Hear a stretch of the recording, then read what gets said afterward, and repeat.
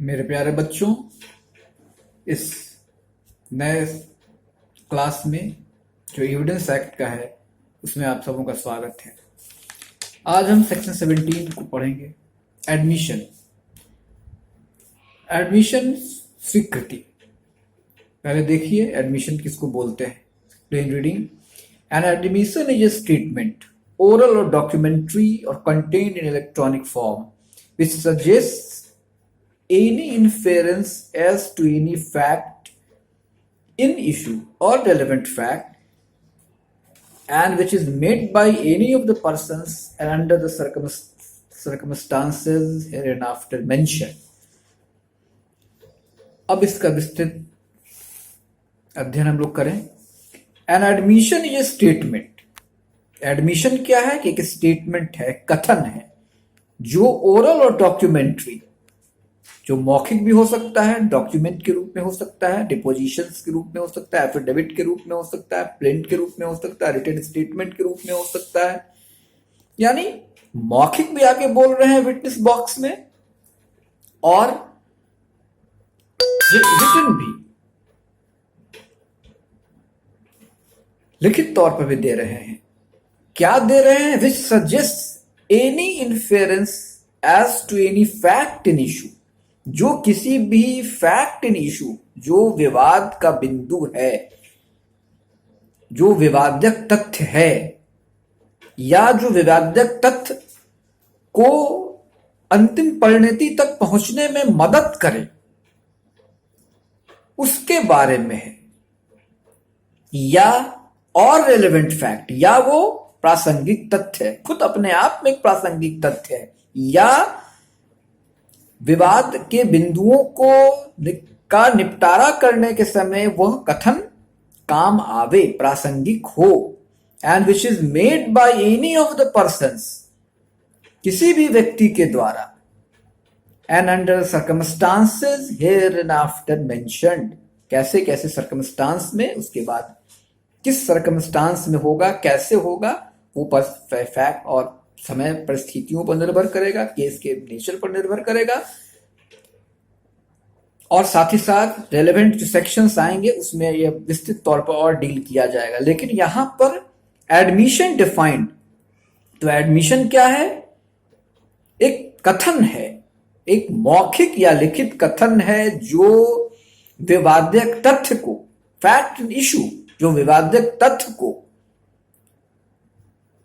बताता हो, विवादक तथ्य के बारे में कुछ बताता हो, कुछ कहता हो, या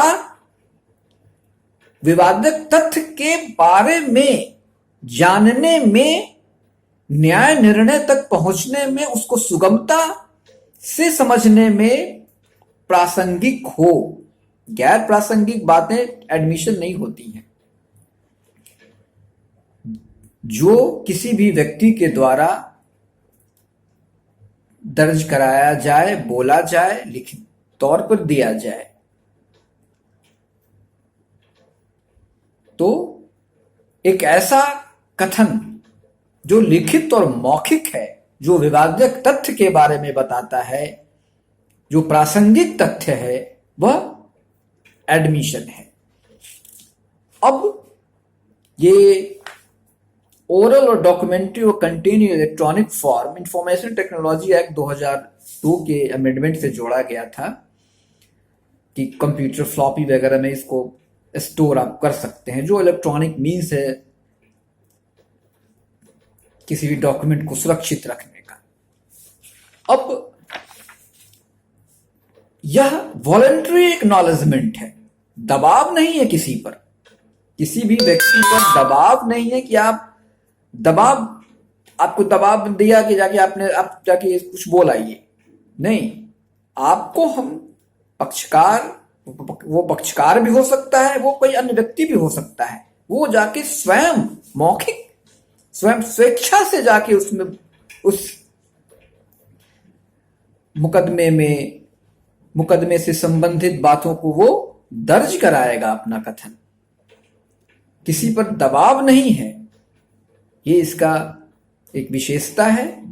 अब एडमिशन जो हुआ करता है वो दो तरह का होता है।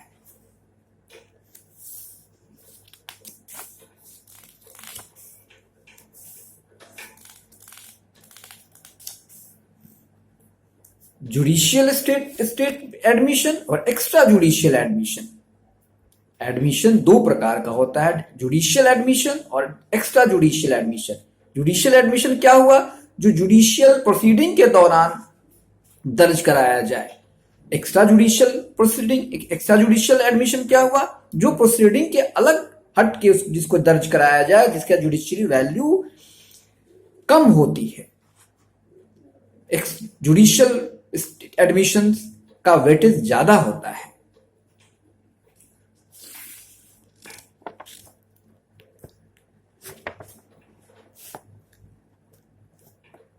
अब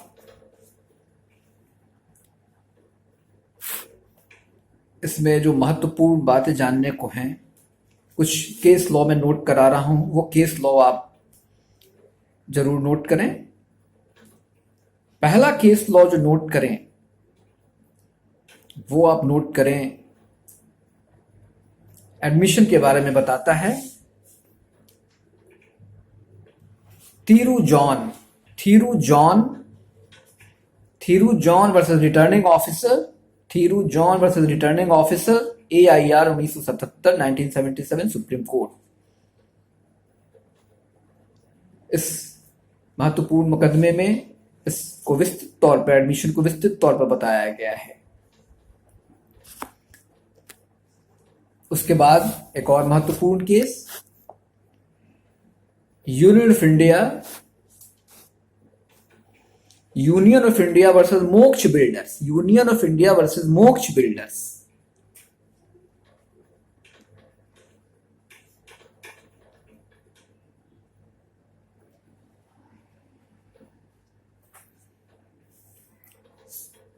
एक चीज मैं भूल गया बताना, Thiru John versus returning officer AIR 1977 supreme court 1724 1724 page number 1724। एक दूसरा केस जो मैं बता रहा हूं, union of India versus Moksh builders. ये आप नोट करें, AIR 1977 सुप्रीम कोर्ट 409।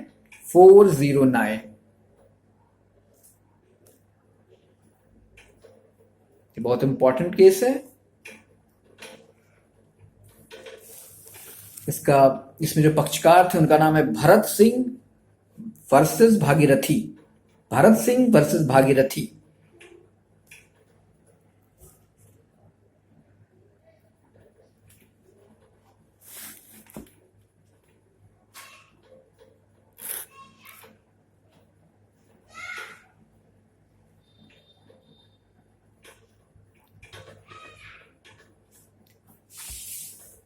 एडमिशन के बारे में ये बहुत महत्वपूर्ण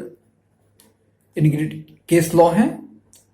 साथ ही साथ एडमिशन का जो मैंने क्लासिफिकेशन बताया है, जुडिशियल एडमिशन और एक्स्ट्रा जुडिशियल एडमिशन, उसके बारे में जो बहुत महत्वपूर्ण मुकदमा है, जिसमें जुडिशियल एडमिशन किसको बोलेंगे और एक्स्ट्रा जुडिशियल एडमिशन किसको बोलेंगे, उसके बारे में विस्तृत तौर पर बताया गया है, वो नोट करें।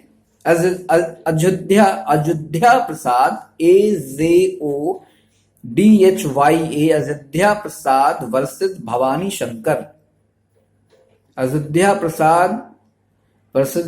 Shankar AIR 1957 Allahabad page number 1।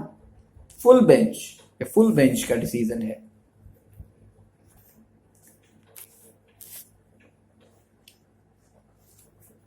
Admission के अध्ययन में एक चीज आप देखिएगा कि ये वॉलंटरी एक्नॉलेजमेंट है, स्वैच्छिक तौर पर ये दिया जाता है, दबाव में नहीं।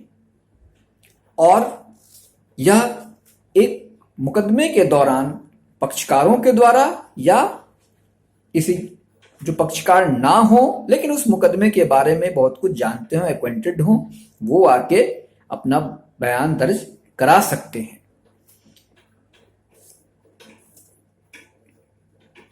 इस एडमिशन को अब जब एविडेंस के तौर पर देखा जाएगा, तो इसका जब एविडेंस के तौर पर जब इसको देखा जाएगा तो इसका एग्जामिनेशन कैसे होगा, तो एज ए होल और पार्ट। एडमिशन तो बहुत सारा आपने दर्ज करा दिया, लेकिन कितना पार्ट इस मुकदमे के लिए जरूरी है। प्रासंगिक तो सभी हैं, लेकिन सबसे ज्यादा प्रासंगिक कौन सा है वह देखना कोर्ट का काम है। दर्ज कराने वाले बंदे ने तो बयान अपना दर्ज करा दिया, अब कितना उसका बयान दर्ज करने के लायक है और कितना बयान डिस्कार्ड करने के लायक है, यह हर मुकदमे की परिस्थितियों पर निर्भर करता है, फैक्ट्स और सर्कमस्टांसेस पर निर्भर करता है। तो an admission must be examined as a whole and not in part, एक व्यू है। दूसरा व्यू इसमें है, इसमें आया कि नॉट इन पार्ट्स। दूसरा व्यू है कि एज ए होल और इन पार्ट्स, दोनों व्यू है।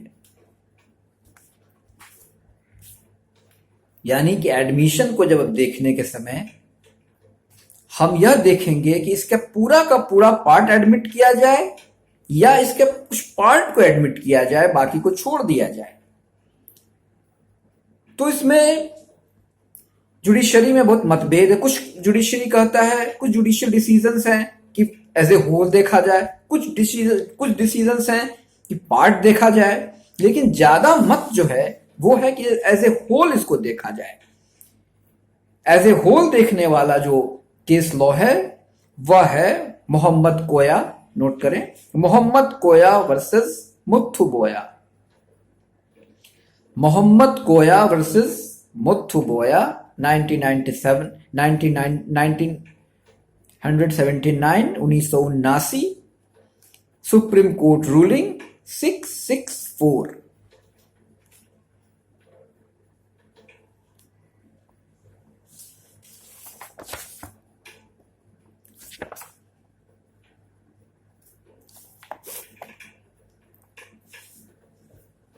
इस तो हमारा मुख्य आज का जो अध्ययन था वो एडमिशन के बारे में। आशा है कि आप बहुत कुछ समझने का प्रयास आपने किया, मैंने समझाने का प्रयास किया, आपने समझने का प्रयास किया होगा। एक तथ्य, एक कथन है जो किसी भी तथ्य के बारे में बताया जाता है, जो तथ्य किसी भी मुकदमे के लिए प्रासंगिक हैं, ओरल और डॉक्यूमेंट्री। बस आपको इतना ही जानना है, बहुत ज्यादा कंफ्यूज होने की जरूरत नहीं है। एक ऐसा कथन, मौखिक या लिखित कथन, जो मुकदमे में किसी भी विवादित विषय के बारे में बताया जाए, जो प्रासंगिक हो, यह वैसा कथन, वैसा स्टेटमेंट एडमिशन है। अब एडमिशन और कॉन्फेशन, कॉन्फेशन भी एडमिशन है। अब आइए एडमिशन और कॉन्फेशन के अंतर को समझिए। एडमिशन, कॉन्फेशन भी एडमिशन है, कॉन्फेशन भी एडमिशन है। एडमिशन ब्रॉड है, बड़ा है, कॉन्फेशन उससे छोटा है। एडमिशन हर तरह के कथन को बताता है जिसमें कॉन्फेशन भी शामिल है।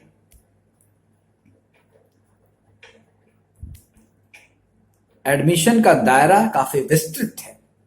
यह गिल्ट को भी बताता है, साथ ही साथ जो गिल्ट ना है तथ्य को भी बताता है। यानी डूअर ने कोई गिल्ट किया है वह भी एडमिशन है, और किसी भी तथ्य के बारे में कोई चीज, कोई जानकारी दी जाए वह भी एडमिशन है। एडमिशन का दायरा बड़ा है लेकिन कॉन्फेशन का दायरा छोटा है। एक ऐसा कथन जो डूअर यानी कर्ता के अपराध को बताए वो कॉन्फेशन है। कॉन्फेशन का इस्तेमाल क्रिमिनल प्रोसीडिंग में केवल किया जाता है, लेकिन एडमिशन का इस्तेमाल सिविल और क्रिमिनल दोनों में किया जाता है। अपराधी अपना जब अपराध स्वीकार कर लेता है, जब ऐसे समझिए, अपराधी जब अपना अपराध स्वीकार कर ले तो अपराध स्वीकार कर रहा है, वो उसका कथन है, लेकिन वो अपराध क्या है? यह कॉन्फेशन है, कॉन्फेस कर लेना। ऐसा कथन जो अपराधी के गिल्ट को बताए, अपराध को बताए, ऐसा कथन जो अपराधी के गिल्ट को बताए, अपराध को बताए, वह कॉन्फेशन है। बाकी सारे कथन, वो अपराध क्यों हुआ, वो उसका जो बैकग्राउंड होगा, वो एकाएक तो कोई अपराध नहीं करेगा, तो जो बैकग्राउंड अगर कोई बता रहा है उस अपराध से संबंधित, तो वो एडमिशन हुआ। इसके लिए बहुत बढ़िया केस लॉ है, मैं चाहूंगा कि आप नोट करें। Queen impress versus Babulal, 1884, 1884,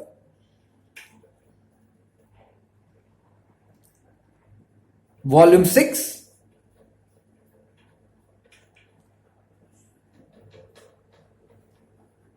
Allahabad 509।